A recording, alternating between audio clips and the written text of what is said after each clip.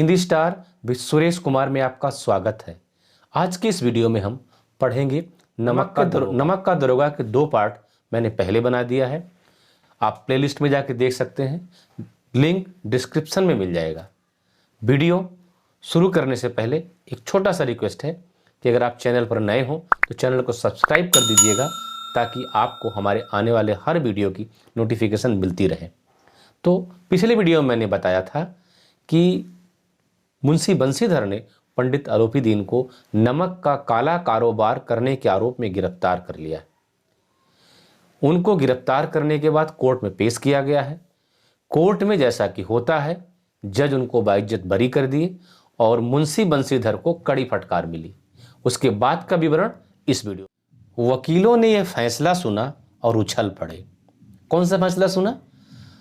पंडित आलोपी दीन को कोर्ट ने बाइज्जत बरी कर दिया। इसलिए आलोपी दीन मुस्कुराते हुए बाहर निकले। स्वजन बांधों, स्वजन मतलब अपने लोगों ने, स्व मतलब अपने, जन मतलब लोग, बांधों मतलब भाइयों ने, स्वजन बंधु बांधवों ने, भाइयों ने, उनके सगे संबंधियों ने रुपयों की लूट की, मतलब रुपया लुटाए खुशी में। ठीक है, खूब पैसा खर्च हुआ। उदारता का सागर उमड़ पड़ा, जैसे कोई बहुत बड़ा काम हो गया। और उदारता का सागर इस प्रकार उमड़ा कि उसकी लहरों ने अदालत की नींव तक हिला दी। यहाँ पर मुंशी प्रेमचंद ने व्यंग किया है कि लोगों में इतना हौसला हुआ, इतना उत्साह कि अदालत की नींव हिल गई। अदालत की नींव कैसे हिली? नींव थोड़ी ना हिल रही। उस फैसले से कोई भी समझदार व्यक्ति सोचेगा तो क्या सोचेगा कि देखिए, सरासर गलत किए, मुंशी बंसीधर सही थे, पंडित आलोपी दीन दोषी थे, लेकिन न्याय का तकाजा ऐसा है कि जो गलत किया उसको लोग महिमा मंडित कर रहे हैं, उसको प्रोत्साहन दे रहे हैं, और जो सही था, जो सत्य के साथ था, उसका लोग मजाक उड़ा रहे हैं, उस पर ताना मार रहे हैं, व्यंग कस रहे हैं।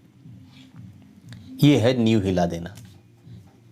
यही यहाँ पर मुंशी प्रेमचंद कह रहे हैं कि यहाँ पर अदालत की नींव हिल गई।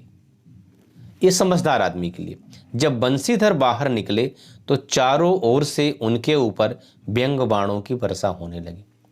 जाहिर सी बात है भाई, जब आलोपी दीन को सब महिमा मंडित कर रहे हैं, उनकी तारीफ कर रहे हैं, प्रशंसा कर रहे हैं, उनकी वाह वाह कर रहे हैं, तो जो उनको अंदर ले गया था, कोर्ट पहुंचाया था, जज के सामने हाजिर होने के लिए विवश किया था, उसकी तरफ लोग क्या करेंगे? देखो, यही है, बड़का दरोगा बनता है, बड़का 30 मार खां बनता है। ऐसा हुआ। चपरासियों ने झुक झुक कर सलाम किया, कुछ इस लहजे से जैसे ताना मार रहे हों। किंतु इस समय एक एक कटुवाक्य, इस समय का एक एक कटुवाक्य, एक एक संकेत उनकी गर्वाग्नि को, किसकी गर्वाग्नि को? मुंशी बंसीधर की स्वाभिमान की आग। गर्वाग्नि मतलब गर्भ धन अग्नि से मिला है गर्वाग्नि।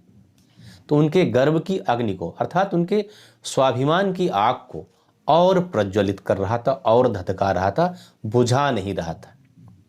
कदाचित मतलब शायद इस मुकदमे में सफल होकर वो इस तरह अकड़ते हुए ना चलते। अगर वो सफल हो जाते तब भी इस मुकदमे में इस तरह अकड़ के नहीं चलते। असफल होने पर भी अकड़ के चल रहे थे। होता ना, कभी कभी हम लोग हार जाते हैं तो और अकड़ के चलते हैं ताकि सामने वाले को ना लगे कि हम हारे हुए। आज उन्हें संसार का एक खेदजनक किंतु विचित्र अनुभव हुआ। आज उन्होंने एक नई दुनिया देखी। उन्हें ऐसा लगता था कि न्याय के मंदिर में जाएंगे तो वहाँ बड़े बड़े जज हैं, बड़े बड़े वकील हैं, फैसला एकदम ऐसा होगा कि दूध का दूध, पानी का पानी। पर वहाँ गए, देख तो पाए कुछ और, सोचा कुछ और था, देखा कुछ और। वही आगे कह रहे हैं मुंशी प्रेमचंद कि न्याय और विद्वता वहाँ देखी। लंबी चौड़ी उपाधियाँ, बड़ी बड़ी डिग्रियाँ, उपाधियाँ मतलब डिग्रियाँ, बड़ी बड़ी दाढ़ियाँ। जो विद्वान लोग होते हैं उनकी दाढ़ी बड़ी बड़ी रखते हैं, वो इंटेलेक्चुअल होने के, बुद्धिजीवी होने का एक सर्टिफिकेट हो जाता है। ढीले चोंगे, जो बड़े बड़े वकील होते हैं वो गाउन पहनते हैं, काला काला, उसी को चोंगा कह रहा। एक भी सच्चे आदर के पात्र नहीं। आज मुंशी बंसीधर को लगा कि ये आदर के पात्र नहीं है, ये सिर्फ दिखावे हैं, दिखावे के हैं। हाथी के दांत दिखाने के कुछ और हैं और खाने के कुछ और हैं। बंसीधर ने धन से बैर मोल लिया था, तो मूल चुकाना तो अनिवार्य था। धन के प्रतीक कौन है? पंडित अलोपी दीन। कठिनता से 1 सप्ताह बीता होगा, मुश्किल से 1 हफ्ता बीता कि मुअत्तली का परवाना आ गया। मुअत्तली मतलब, मुअत्तल उर्दू का शब्द है, इसके लिए अंग्रेजी में शब्द है सस्पेंड और हिंदी में निलंबित। तो 1 हफ्ता भी नहीं बीता कि उनको निलंबित कर दिया गया। कार्य परायणता का दंड मिला, मतलब अच्छे से काम करने का दंड मिला। बेचारे भग्न हृदय मतलब टूटे दिल, भग्न मतलब टूटा, हृदय मतलब दिल। शोक और खेद, शोक से और खेद का मतलब रिग्रेट से व्यथित होकर, बेचैन होकर घर को चले। बूढ़े मुंशी जी तो पहले ही से कुड़बुड़ा रहे थे। बूढ़े मुंशी जी अर्थात मुंशी बंसीधर के पिता पहले ही कुड़बुड़ा रहे थे। क्या कुड़बुड़ा रहे थे? चलते चलते इस लड़के को समझाया था, लेकिन इसने एक ना सुनी, सब मनमानी करता है। हम तो कलवार और कसाई के तगादे सहे, बुढ़ापे में भगत बनकर बैठे और वहां बस वही सूखी तनख्वाह। पिताजी इनके कह रहे हैं कि हम तो कलवार जहां से राशन का सामान लाते हैं उनके लिए प्रयोग किया गया है। कसाई, पुराने जमानों में बैलों का कारोबार करने वाले कसाई कहलाते थे। आज जो गाय भैंस काटते हैं उनको कसाई कहते हैं, लेकिन पहले वो गाय बैल ले जाते थे, तो जो किसान हल से खेती करता था उनसे बैल खरीदता था। किसान के पास नकद पैसे नहीं होते थे तो उधार में ले लेता था, फिर बाद में धीरे धीरे करके देता रहता था। तो अगर आप नहीं दिए हैं पैसा तो आके मांगेगा कि हमारा पैसा दीजिए, जो दिया है तो उसको बोलते हैं तगादा। मतलब आप किसी से कर्ज लिए हैं और कर्ज लिया हुआ पैसा जिससे लिए हो मांगने आए तो उसको तगादा बोलते हैं। तो कह रहे हैं कि हम तो कलवार और कसाई के तगादे से हैं, बुढ़ापे में भगत बनकर बैठे हैं हम, और वहां बस वही सूखी सूखी तनख्वाह, मतलब खाली तनख्वाह, ऊपरी इनकम नहीं। हमारे समाज में देखिए, जब भी कोई आदमी किसी नौकरी में जाता है तो इस बात की का विशेष ख्याल रखता है कि ऊपरी इनकम कुछ है कि नहीं, तनख्वाह तो है ही है। पहले मैंने बता दिया है पहले की वीडियो में कि ऐसे ऐसे उनके पिताजी भी कह रहे हैं कि वो निगाह चढ़ावे और चादर पर रखना, तनख्वाह तो पीर का मजार है। ये सब बातें वहाँ बताई है मैंने। और आप ईमानदार बनने चले, घर में चाहे अंधेरा हो मस्जिद में अवश्य दिया जलाएंगे। घर में चाहे अंधेरा ही रहे लेकिन मस्जिद में दिया जरूर जलाएंगे। वही कि घर में नहीं दाने, अम्मा चली भुनाने। खेद ऐसी समझ पर, बंसीधर के पिता कह रहे हैं कि ऐसी समझ पर खेद है। पढ़ना लिखना सब अकारथ गया, मतलब अकारथ मतलब जिसका कोई कार्य से बन गया है कारथ, कार्य से कारथ, जो काम का ना हो वो अकारथ हो गया। ठीक है, जो किसी काम का ना हो उसका मतलब वो अकारथ। ये देशज शब्द है। इसके थोड़े ही दिनों बाद जब मुंशी बंसीधर इस दुरावस्था में घर पहुंचे और बूढ़े पिताजी ने समाचार सुना तो सिर पीट लिया। इसके थोड़े दिन बाद जब मुंशी बंसीधर घर पहुंचे कि सस्पेंड हो गए, निलंबित हो गए, और बूढ़े पिताजी ने सुना तो सर पीट लिया। बोले, जी चाहता है कि तुम्हारा और अपना दोनों का सिर फोड़ लूं। बहुत देर तक पछता पछता के हाथ मलते रहे कि बाप रे बाप, इतनी अच्छी नौकरी अभी लड़का छोड़ दिया इसकी बेवकूफ़ी से। ऐसा नौकरी भला किसी को मिलता है? क्रोध में कुछ कठोर बातें भी कही, मतलब गाली वाली भी दी होंगे, लेकिन ना हम यहाँ बोल सकते हैं ना मुंशी प्रेमचंद बोल सकते हैं। आप कठोर बातों का मतलब आप समझ जाइए। और यदि बंसीधर वहाँ से टल न जाते तो अवश्य ही क्रोध विकट रूप धारण कर लेता। समझदारी भी यही थी कि भाई बाप गुस्से में दे बेटा वहाँ से खसक ले, नहीं तो क्या होगा, विकट रूप धारण कर लेगा। वृद्धा माता को भी दुख हुआ, माँ को भी दुख हुआ, बूढ़ी थी। क्यों दुख हुआ उनको? क्योंकि उन्होंने जगन्नाथ और रामेश्वर यात्रा की कामना कर रखी तो उनकी कामना मिट्टी में मिल गई। किसकी? माँ जी की। अब कितनी अच्छी बात है कि बेटा घूस का पैसा लाए, चोरी करे और उससे हम तीर्थ यात्रा करें। इससे अच्छा ना करो भाई। ऐसी तीर्थ यात्रा किस काम की? ये कोई पुण्य थोड़ी है। ईमानदारी की कमाई से करो तो कोई बुरी बात नहीं, लेकिन घूस के पैसे से तीर्थ यात्रा की जाए वह पुण्य हो, समझ से परे है। पत्नी ने तो कई दिनों तक सीधे मुंह से बात भी नहीं की। पत्नी ने कई दिनों सीधे मुंह से बात नहीं की। वो भी गुस्साई भाई, उसने भी कुछ कामनाएं पाल रखी होगी। इसी प्रकार 1 सप्ताह बीत गया। संध्या का समय था। बूढ़े मुंशी जी बैठे राम नाम जप रहे थे, राम नाम की माला। राम राम जपना पराया माल अपना। इसी समय उनके द्वार पर सजा हुआ रथ आकर रुका। हरे और गुलाबी पर्दे लगे थे। पछहिए बैलों की जोड़ी थी। और उस बैल की विशेषता ये होती है कि बड़े पानीदार होते हैं। ऐसे उनके कंधे पे हाथ रखेंगे तो बड़ी तेज चलते हैं, चलने में जैसे घोड़ा होते हैं। गर्दनों में नीले धागे बंधे हैं, सींग पीतल से जड़ी हुई है। कई नौकर लाठियां कंधों पर रखे साथ थे। आज के ज़माने में जैसे गनर चलते हैं, एसपीजी सुरक्षा चलती है, राइफल लेके लोग चलते हैं। उस समय राइफल वगैरह नहीं थी तो लोग अपने अपने लठैत लेके चलते थे। हट्टे कट्टे नौजवान हाथ में लाठी लिए चलते थे। तो लाठियां कंधों पे रखे साथ थे। मुंशी जी अगवानी को दौड़े। जब उनके सामने गाड़ी आई, घर के सामने रुकी, बैलगाड़ी सजी हुई रंग बिरंगे पर्दे में और बैलों को भी सजाया गया है, तो मुंशी जी अर्थात मुंशी बंसीधर के पिता अगवानी मतलब वेलकम के लिए, स्वागत के लिए दौड़े। देखा तो पंडित अलोपी दीन है और झुककर दंडवत की अर्थात प्रणाम किया और लल्लो चप्पो की बातें करने लगे। लल्लो चप्पो मतलब चापलूसी भरी बातें करने लगे। क्या बोल रहे हैं? हमारा भाग्य उदय हुआ जो आपके चरण इस द्वार पर आए, कि हमारा सौभाग्य है जो आप हमारे दरवाजे पर आए। आप हमारे पूज्य देवता हैं, आपको कौन सा मुंह दिखावें, मुंह में तो कालिख लगी हुई है। किंतु क्या करें, लड़का अभागा कपूत है, नहीं तो आपसे क्यों मुंह छिपाना पड़ता। क्या करें, लड़का अभागा है, कपूत है, नहीं तो आपसे क्यों मुंह छिपाना पड़ता। ईश्वर निसंतान चाहे रखे पर ऐसी संतान ना दे। देखिए हमारे समाज की मान्यता कैसी है, समाज की सोच कैसी है। पिता कह रहा है कि निसंतान भले रखे लेकिन ऐसी संतान ना दे। क्यों?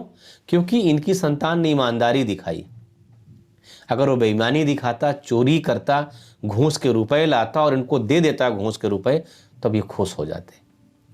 लेकिन वो ईमानदार है, चोरी नहीं करता है, घूस के रुपए इन्हें नहीं मिले, पैसे कम पड़ गए शायद इनको, इसलिए नाराज है। और जिस समाज में पिता की ऐसी सोच होगी, जिस समाज के प्रबुद्ध लोगों की ऐसी सोच होगी, वहां भ्रष्टाचार तो रहेगा ही, कोई नहीं हटा सकता। ना कोई कानून, ना कोई नियम, ना कोई न्यायपालिका। पिताजी क्यों नाराज हैं? क्योंकि उन्हें पैसे नहीं मिल रहे, उनको पैसे की जरूरत ज्यादा है।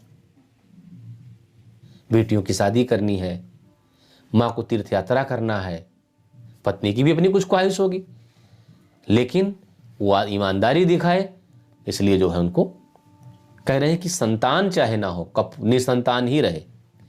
अलोपी दीन ने क्या कहा? नहीं भाई साहब, ऐसा ना कहिए। मुंशी जी ने चकित होकर कहा, ऐसी संतान को और क्या कहूं। पिताजी उनके बोल रहे हैं, और क्या कहूं ऐसी संतान को। अलोपी दीन ने वात्सल्यपूर्ण स्वर में कहा। वात्सल्य मतलब जो वात्सल्य से भरा हो, जिसमें जब हम छोटों को प्यार करते हैं तो वहां वात्सल्य होता है, वात्सल्य रस। तो वही वात्सल्य से भरे स्वर में कहा, क्योंकि मुंशी बंसीधर तो अलोपी दीन से छोटे ही हैं। बोले, कुल तिलक है आपका बेटा और पुरुषों की कीर्ति उज्जवल करने वाले संसार में ऐसे कितने धर्मपरायण मनुष्य हैं जो धर्म पर अपना सब कुछ अर्पण कर दे।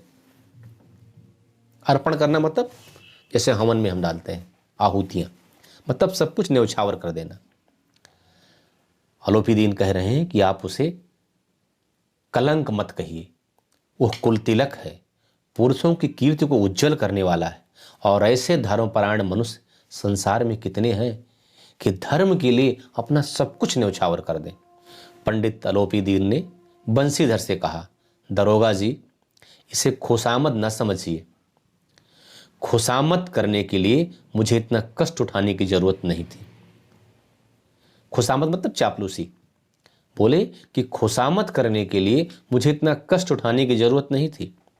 उस रात को आपने अधिकार बल से मुझे अपनी हिरासत में लिया था। उस रात आपने मुझे अपने अधिकार के बल पर हिरासत में लिया था, अर्थात गिरफ्तार किया था। किंतु आज मैं स्वेच्छा से आपकी हिरासत में हूं। स्वेच्छा से मतलब स्वाधन इच्छा से बना है स्वेच्छा, स्वाधन इच्छा, अर्थात अपनी इच्छा से आपकी हिरासत में हूं। मैंने हजारों रईस और अमीर देखे, हजारों उच्च पदाधिकारियों से काम पड़ा, बड़े बड़े रईस देखे, उच्च पदाधिकारी, बड़े बड़े अधिकारी, किंतु मुझे परास्त किया तो आपने, परास्त मतलब हराना, लेकिन मुझे किसी ने परास्त किया है तो वो आप हैं।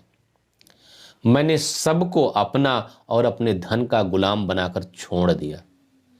चाहे जितना बड़ा रईस हो, चाहे जितना बड़ा अधिकारी हो, हर किसी को मैंने अपना गुलाम, अपना मुरीद, अपना और अपनी लक्ष्मी का गुलाम बना के छोड़ दिया मुझे, पर आप उनमें से नहीं हैं।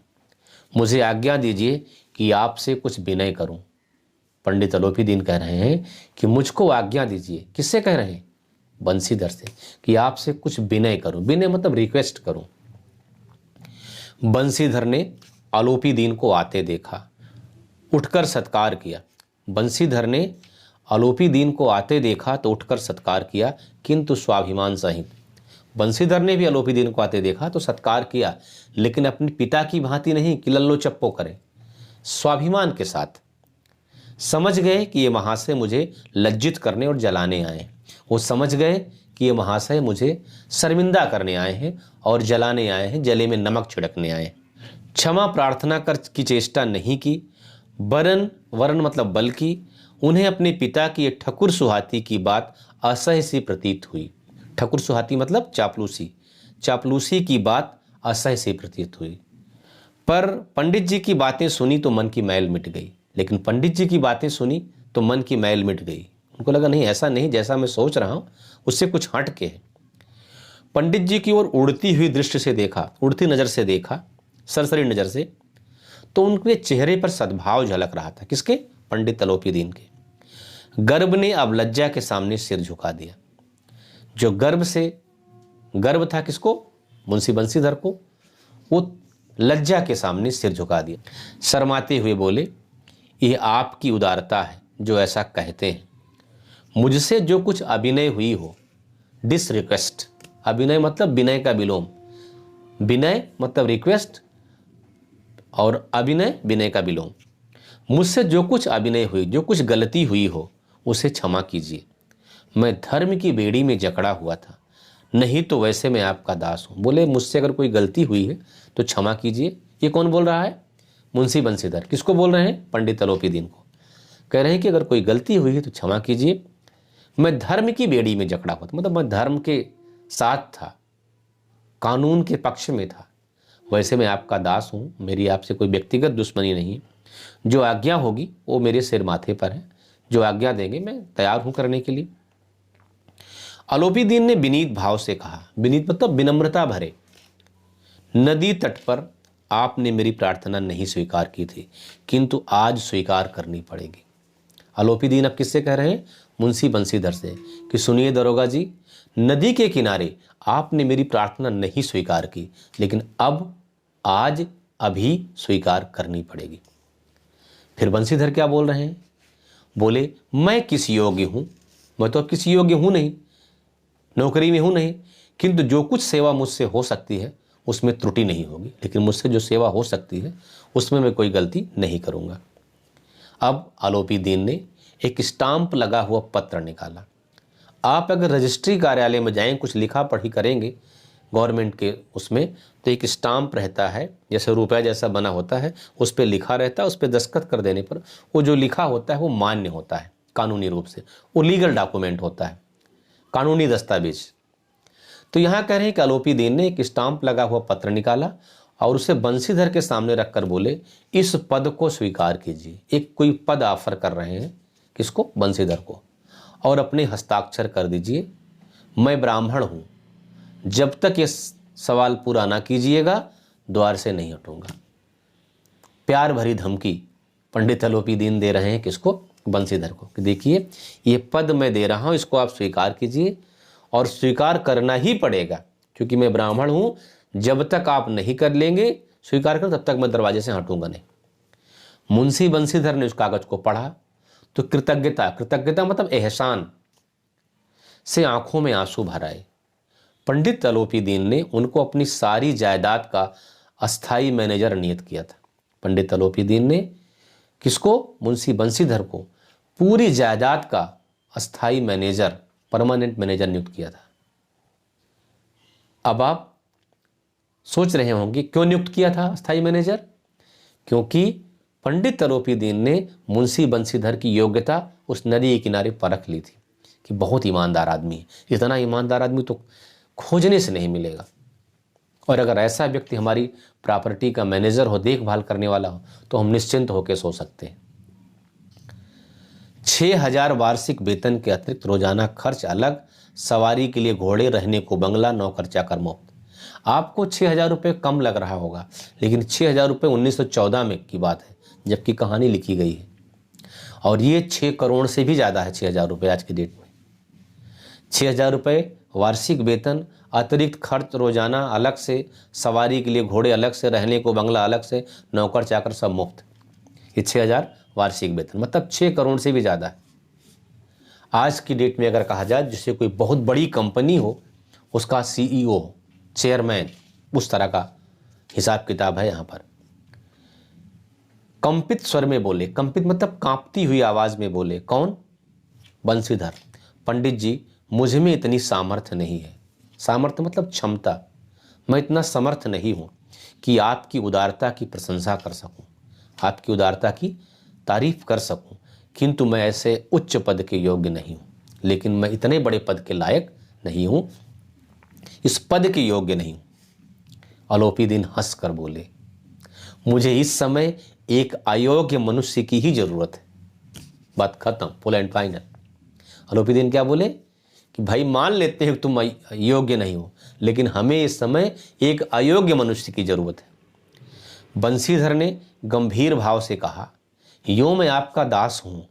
आप जैसे कीर्तिवान, मतलब जिसकी इतनी कीर्ति फैली हो, सज्जन पुरुष की सेवा करना मेरे लिए सौभाग्य की बात है। किंतु मुझमें न विद्या है, न बुद्धि, न वो स्वभाव जो इन त्रुटियों की पूर्ति कर देता। ऐसे महान कार्य के लिए एक बड़े मर्मज्ञ, अनुभवी मनुष्य की जरूरत है। अब बंसीधर क्या कह रहे हैं कि ये तो मैं आपका दास हूं, आपकी कीर्ति इतनी है, आपका यश इतना फैला है, आप जैसे सज्जन पुरुष की सेवा करना मेरे लिए सौभाग्य की बात है, किंतु मुझ में इतनी विद्या नहीं है, न इतनी बुद्धि है, न वो स्वभाव है जो इन त्रुटियों, इन गलतियों की पूर्ति कर सकूं। और जो काम आप हमें सौंप रहे हैं उसके लिए मर्मज्ञ, मर्मज्ञ के लिए अंग्रेजी में शब्द है एक्सपर्ट, उसका विषय हिंदी में क्या है? विशेषज्ञ, अंग्रेजी में एक्सपर्ट, जो उसका एक्सपर्ट हो, एक मर्मज्ञ और अनुभवी व्यक्ति की जरूरत है। कौन कह रहा है? बंसीधर कह रहे हैं। जैसे आज के डेट में कहा जाए कि भाई अगर किसी कंपनी का कारोबार देखना है तो भाई सीए होना चाहिए ना। अब हमें हिंदी के टीचर हैं और हमें किसी कंपनी का कारोबार सौंप देंगे तो हम क्या संभाल पाएंगे? उसका लेखा जोखा समझ ही नहीं पाएंगे। वही हाल मुंशी बंसीधर का था जो मेरा है। बल्कि खाली ईमानदारी थी, तो बोले कि इस कार्य के लिए किसी मर्मज्ञ और अनुभवी व्यक्ति की जरूरत है। अलोपीदीन ने कलमदान से कलम निकाली। आज की तरह ऐसे कलम नहीं थी कि लिखो फेंको या उसमें दबाओ, लिखना शुरू कर दो। उस समय कलम को दावात में डुबोते थे और तब साइन करते थे। तो कलमदान, कलम रखने वाली से कलम निकाली। कलमदान मतलब कलम जिसमें रखते हैं, और उसे बंसीधर के हाथ में देकर बोले, न मुझे विद्वता की चाह है, न अनुभव की, न मर्मज्ञता की, न कार्यकुशलता की। अलोपीदीन ने कहा, जो आप बता रहे हैं विद्वता, अनुभव, मर्मज्ञता, कार्यकुशलता, मुझे सब कुछ नहीं चाहिए। इन गुणों के महत्व का परिचय खूब पा चुका हूँ। जो गुण आप बता रहे हैं इनके महत्व का परिचय मैं खूब पा चुका हूँ पहले ही। अब सौभाग्य और सुअवसर ने मुझे वह मोती दे दिया है। सौभाग्य से, सुअवसर से मुझे वह मोती मिल गया है। कैसा सौभाग्य? अरे भाई नदी किनारे पकड़ाते नहीं तो कैसे जानते इनको, मुंशी बंसीधर को? तो कहें मेरा सौभाग्य था कि मुझे अरेस्ट किया आपने और मुझे वहां पर आपको परखने का अवसर मिला। नहीं कैसे परीक्षा ले पाते? वही तो समझ गए पंडित अलोपीदीन, किसको? बंसीधर को, कि डेड ऑनेस्ट आदमी है। ऐसा ईमानदार आदमी मिलना बड़ा मुश्किल है। और वाकई ईमानदारी सब पे भारी। आज की तारीख में मैं आपको एक पते की बात बताता हूँ। आपको अगर कोई एक व्यक्ति संसार में ऐसा मिल जाए जिस पर आप आंख बंद करके भरोसा कर सकें, तो आपसे अमीर इस दुनिया में कोई नहीं। आपके हजारों दोस्त होंगे, लाखों दोस्त होंगे, मेरे भी हैं, लेकिन क्या कोई एक ऐसा दोस्त है जिससे आप हर बात बता सकें? क्या कोई एक ऐसा दोस्त है जिस पर आंख बंद करके भरोसा कर सकें। और अगर आपके पास है तो आपसे ज़्यादा अमीर इस दुनिया में कोई नहीं।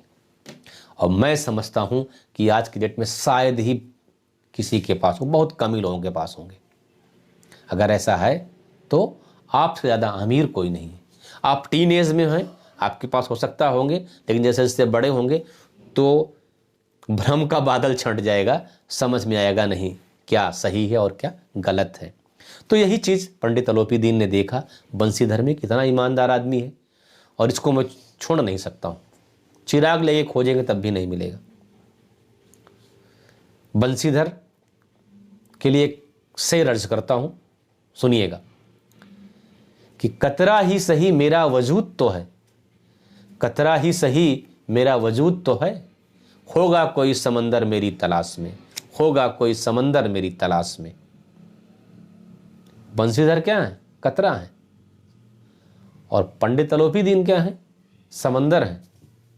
और तलाश में किसके हैं? बंसीधर के। तो आज भी न जाने कैसे इतने समंदर हैं, समंदर बहुत हैं, लेकिन एक साफ सुथरा कतरा मिलना बड़ा मुश्किल है। इसीलिए अलोपी दीन बंसीधर के पीछे पागल है कि नहीं, मैं आपको छोड़ नहीं सकता हूँ, मुझे न मर्मज्ञता चाहिए, न विद्वता चाहिए, हमें तो सिर्फ तुम चाहिए, मुझे तो सिर्फ बंसीधर चाहिए। तो यही है कि कतरा ही सही मेरा वजूद तो है। अगर आप वास्तव में हैं तो आप भले एक बूंद हो, एक कतरा हो, लेकिन आपका वजूद तो है। कतरा ही सही मेरा वजूद तो है, होगा कोई समंदर मेरी तलाश में, होगा कोई समंदर मेरी तलाश में। चलिए आगे बढ़ता हूं। तो कह रहे सौभाग्य और सुअवसर ने मुझे मोती दे दिया है, जिसके सामने योग्यता और विद्वता की चमक फीकी पड़ जाती है।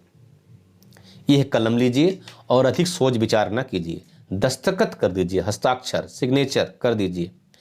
परमात्मा से यही प्रार्थना है कि वो आपको सदैव वही नदी किनारे वाला बेमुरव्वत, उद्दंड, कठोर परंतु धर्मनिष्ठ दरोगा बनाए रखे।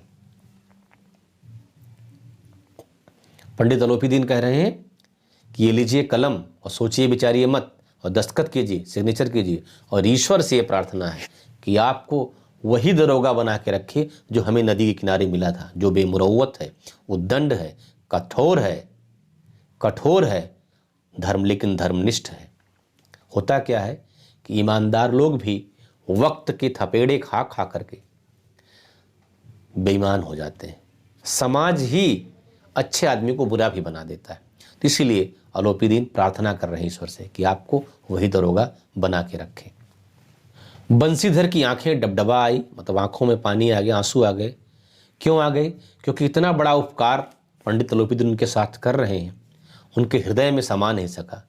वो कहते हैं ना कि मुझे खुशी मिली इतनी कि मन में ना समाए, पलक बंद कर लूँ कहीं छलक ही न जाए।